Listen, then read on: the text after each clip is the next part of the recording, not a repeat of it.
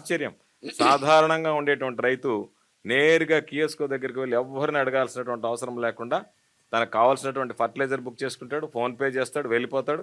వారం రోజుల లోపలనే ఆ రైతుకు సంబంధించినటువంటి ఆ ఎరువులు కానీ ఏదైనా సరే రైతు భరోసా కేంద్రాలకు దిగుమతి చేసుకొని ఇంటి ముంగిటే వాళ్ళు బయటకు వెళ్ళాల్సినటువంటి పనే లేకుండా, గ్రామం గడప దాటి వెళ్ళాల్సినటువంటి అవసరమే లేకుండా ఈరోజు అన్ని రకాలైనటువంటి సేవలు రైతు భరోసా కేంద్రాల ద్వారా అందించడం అనేటువంటి ఒక అద్భుతమైనటువంటి పథకం.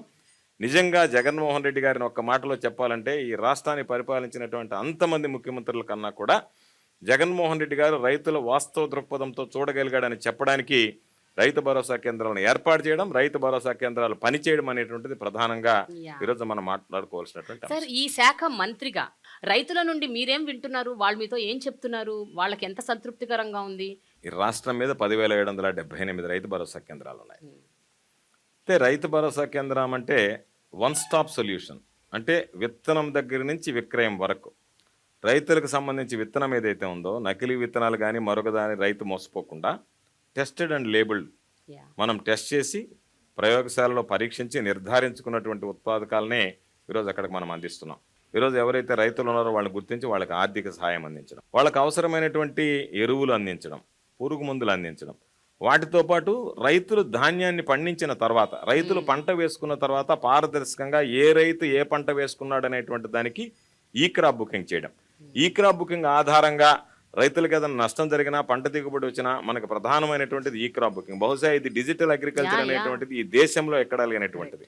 కాబట్టి ఈ క్రాప్ బుకింగ్ అయిపోయిన తర్వాత రైతు ఏ పంట వేశాడు, ఆ పంట ఏదైనా సరే ప్రకృతి వైపరీత్యాల వల్ల ఏదైనా నష్టం జరిగితే దానికి సంబంధించినటువంటి ఇన్పుట్ సబ్సిడీ ఇవ్వాలన్నా, వీటన్నిటిని అధిగమించి రైతు పంట దిగుబడి వచ్చిన తర్వాత రైతు దాన్ని విక్రయించాలన్నా సరే రైతు భరోసా కేంద్రాల ద్వారా, ఇంతకుముందు అయితే ప్యాడీ పర్చేజింగ్ సెంటర్స్ అని పెట్టేవాళ్ళు, అవి అక్కడక్కడ పెట్టి వదిలేసేవాళ్ళు. రైతులకు పాపం అక్కడికి వెళ్తే ట్రిప్ షీట్స్ జనరేట్ అయ్యేటువంటివి కాదు, తీసుకువెళ్ళలేక ఇబ్బందులు పడేవాళ్ళు. పేరుకు మాత్రం ఎమ్మెల్యేలు ఎంపీలు వెళ్ళి రిబ్బన్లు కత్తిరించి ఆర్భాటంగా ప్రకటించి వెళ్ళడం తప్ప అవి ప్రయోగాత్మకంగా పనిచేయలేదు. ఈరోజు రైతుకి ఏదైనా సమస్య వస్తే ఆ రోజు ఎవరి దగ్గరికి వెళ్ళి అడగాలనో తెలియనటువంటి పరిస్థితి. ఈరోజు నేరుగా రైతు భరోసా కేంద్రాల దగ్గరికి వెళ్ళి నా ధాన్యం నేను ఈరోజు విక్రయించాలి, ఏ విధంగా విక్రయించాలని చెప్పి ధైర్యంగా అడిగి వాళ్ళ ద్వారా ఆ ధైర్యాన్ని విక్రయించుకునేటువంటి ఆ మానసిక ధైర్యం రైతుకు ప్రసాదించినటువంటి ప్రభుత్వం.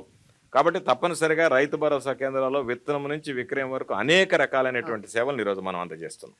గ్లోబల్ వార్మింగ్, క్లైమేట్ చేంజ్, ఈ ప్రకృతి వైపరీత్యాలు, వాతావరణంలో పెను మార్పులు, అసలు వర్షాలు ఎప్పుడు పడతాయి ఎప్పుడు పడవు తెలియని ఒక పరిస్థితులు, ఈ మీ హయాంలోనే 2 సైక్లోన్లు వచ్చాయి.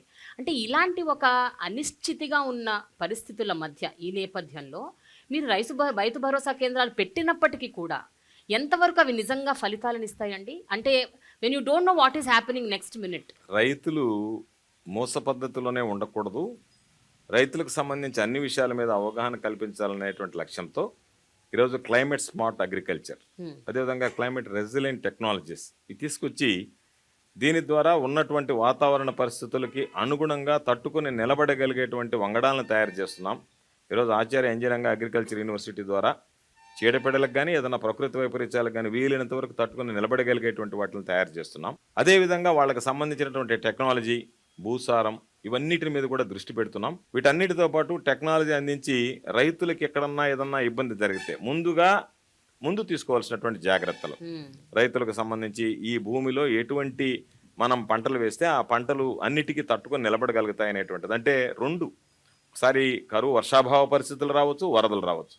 వర్షాభావ పరిస్థితులు వచ్చినా వరదలు వచ్చినా భూమి సారవంతాన్ని బట్టి ఎటువంటివి తట్టుకోగలమనేటువంటి దాని మీద. అదేవిధంగా ఈరోజు మనం తీసుకొచ్చినటువంటి ఒక గొప్ప కాన్సెప్ట్, 1,00,000 మంది రైతులతో గ్రామ స్థాయి నుంచి రాష్ట్ర స్థాయి వరకు అగ్రికల్చరల్ అడ్వైజరీ కమిటీస్ని ఏర్పాటు చేశాం.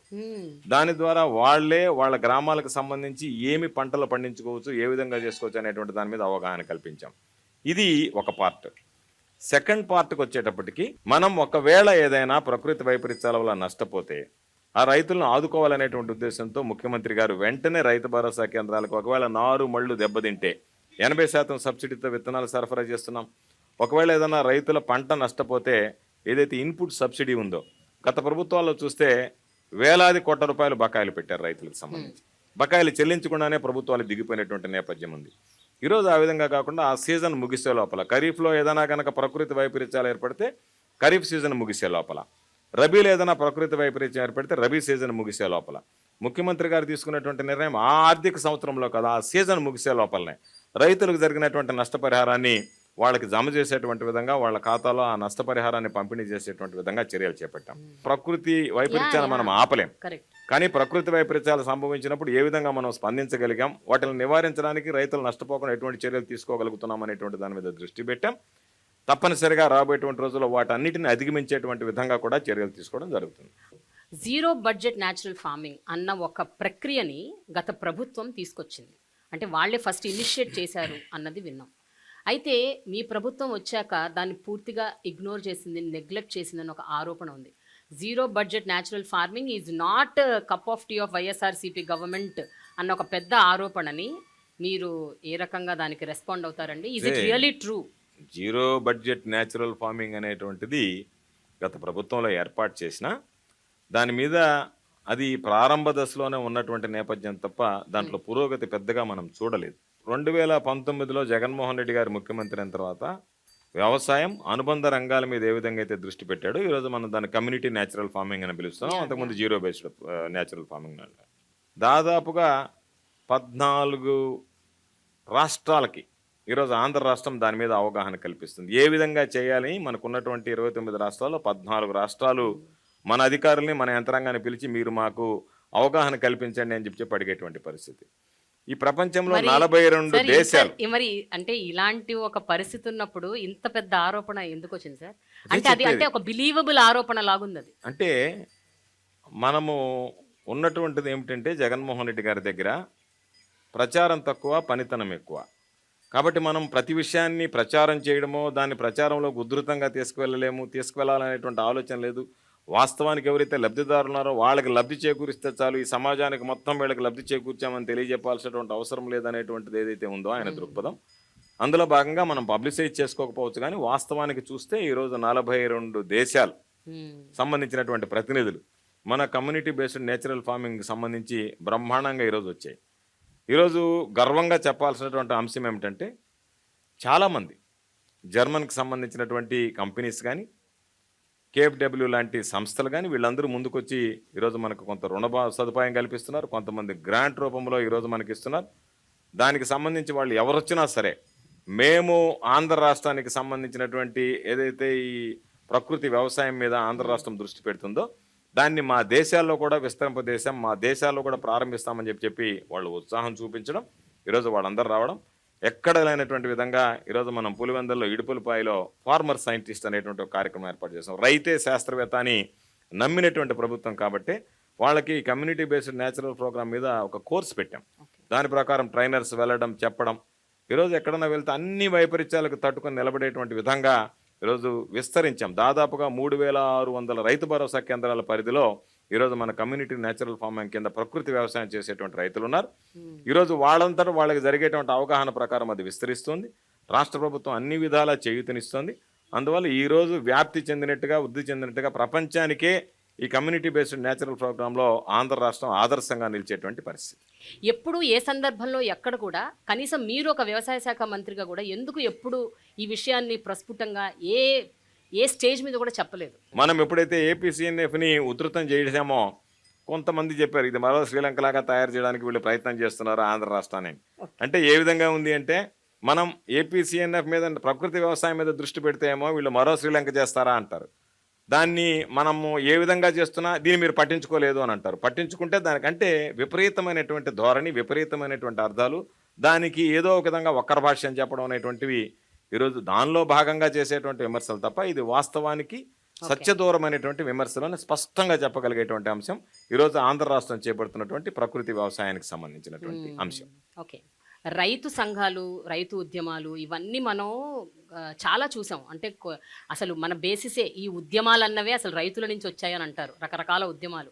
అలాంటివి ఈ మధ్యకాలంలో కూడా రీసెంట్గా ఫార్మ్ లాస్ మీద వచ్చిన ఉద్యమాలను, చట్టాలను కూడా వ్యతిరేకిస్తూ ఉద్యమం అసలు ఎక్కడి దాకా చేశారండి? దేశవ్యాప్తంగా ఉద్యమం చేసి దాన్ని మొత్తానికి సాధించారు. రైతులు సాధించని దాన్ని ఏం లేదు, వాళ్ళు ఉద్యమానికి కూర్చున్నారంటే వాళ్ళు ఏదైనా చేస్తారు అని అంటారు. కానీ చాలా ప్రాంతాల్లో ఈవెన్ ఇంక్లూడింగ్ ఆంధ్రప్రదేశ్ రాష్ట్రం అలా చాలా రాష్ట్రాల్లో ఇప్పటికీ కూడా ఈ రోజుల్లో ఒక కుల ప్రాతిపదికన, ఒక క్యాస్ట్ బేసిస్ మీద రైతులని విభజించి పాలించు టైప్లో నడుస్తోంది అన్నది ఒక పెద్ద ఒక అలిగేషన్ ఉంది sir. Which ever is the government, మీరు దాన్ని ఏ రకంగా స్వీకరిస్తారంటే దాన్ని ఒప్పుకుంటారా ఒప్పుకోరా ఏమంటారు దాని లేదు గురించి? లేదు, ఎందుకంటే ఆంధ్ర రాష్ట్రం దగ్గరికి వచ్చేటప్పటికి ధనిక రైతులను వదిలేస్తే, Hmm. అంటే ల్యాండ్ లార్డ్స్ బాగా సమృద్ధిగా ఉన్నటువంటి వాళ్ళని వదిలేస్తే, మధ్య చిన్న తరగతి రైతులకు సంబంధించి స్మాల్ అండ్ మార్జినల్ ఫార్మర్స్ విషయంలో ఒకే విధమైనటువంటి దృష్టి పెట్టి వాళ్ళందరికీ కూడా ఏదో ప్రభుత్వం ద్వారా అందించేటువంటివి irrespective of the caste, irrespective of the community మనం అందజేస్తున్నాం. కాకపోతే ఈరోజు ముఖ్యమంత్రి గారు చేస్తున్నటువంటి కార్యక్రమాలు ఏవి కూడా రైతులకు సంబంధించి అనేక ప్రభుత్వాలను చూసాం. ఒక ముఖ్యమంత్రి అనేటువంటి వాడు ఎలా ఉండాలి అంటే రైతులకు ఉన్నటువంటి సమస్య, ఆ సమస్యకు పరిష్కారం, అంతే తప్ప రైతులకు సంబంధించి గత ప్రభుత్వాలు ఇవి చేశాయి కదా మోస పద్ధతిలో మనం అదే చేద్దాం అనేటువంటిది కాదు. చాలా మంది రుణమాఫీ చేశారు. ముఖ్యమంత్రి గారు స్పష్టంగా చెప్పాడు, మనం అధికారంలోకి వస్తే రైతు భరోసా కింద అందరికీ ఏదైతే ఉన్నారో మామూలుగా చిన్న మధ్యతరగతి కుటుంబాల రైతులకు సంబంధించి ఉన్నారో వాళ్ళందరికీ కూడా మనం దాదాపుగా ఒక 12,500 4 విడతల్లో 50,000 ఇస్తా ఉన్నాం. అధికారంలోకి వచ్చాం. ఓకే. చెప్పినటువంటి వాగ్దానాలని విస్మరించినటువంటి ముఖ్యమంత్రుల్ని చూసాం. చెప్పిన దానికన్నా మిన్నగా ఇస్తున్నటువంటి ముఖ్యమంత్రిని జగన్మోహన్ రెడ్డి గారి రూపంలో చూస్తున్నాం. అడగండి రైతులను ఎంతమంది 12,500 4 విడతల్లో 50,000 ఇస్తానని చెప్పాడు. సో అంటే అధికారంలోకి వచ్చిన రుణమాఫీని తర్వాత మీరు నమ్మరు? రుణమాఫీని నమ్మడం అంటే ఆ. ఏదైతే సాధ్యమవుతుందో సాధ్యమయ్యేటువంటి మాట ఇవ్వాలి తప్ప సాధ్యం కానటువంటిది ఇచ్చి గత ప్రభుత్వం 87,000 కోట్ల రూపాయల రుణమాఫీ, దానికి సంబంధించి 24,000 కోట్ల రూపాయల వడ్డీ, అంటే 1,11,000 కోట్ల రూపాయలు. వాస్తవంగా ఉన్నటువంటి రుణం 87,000 కోట్లు, 24,000 కోట్లు, 1,11,000 కోట్లు. ముఖ్యమంత్రి జగన్మోహన్ రెడ్డి గారు చాలా మంది రైతులకు తెలిసి ఉంటుంది, 2014 ఎన్నికల్లో పదే చెప్పాడు ఇది కుదరదు, ఇది జరగదు, ఇది కష్టసాధ్యము అని. రైతులు నమ్మి ఆ రోజు తెలుగుదేశం ప్రభుత్వానికి ఓట్లు వేశారు. వచ్చిన తర్వాత మనం చూసాం 1,11,000 కోట్లు అయితే లాస్ట్కి 5 విడతలు అన్నారు, స్కేల్ ఆఫ్ ఫైనాన్స్ అన్నారు, 30,000 అన్నారు, విడతల తర్వాత చేసేసి కుటుంబానికి ఒకరికన్నారు, రకరకాలైన చెప్పి ఆ హామీని అమలు చేయకుండానే దిగిపోయినటువంటి నేపథ్యం.